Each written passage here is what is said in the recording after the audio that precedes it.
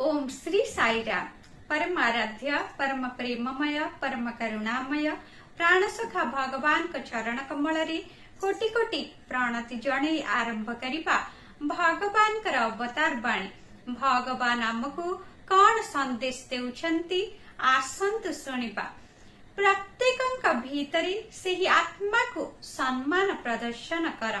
तुमे रास्ता रे जाउथुबा बेले गोटे घरर द्वार देश उपरे स्वामींकर एक विराट छवि को लक्ष्य कल।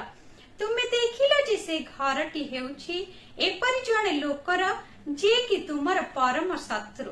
घर मालिक तुमर प्रेम पाई योग्य होई नथिबारु तुमे से छविटी को कम सम्मान देब कि?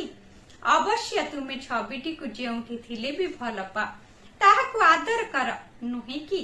सेहीपरि प्रत्येकंक भीतरी थिबा आत्मा को सम्मान प्रदर्शन कर।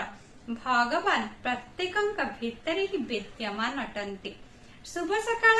आपणकर दिनटी मंगलमय हे। जय साईराम।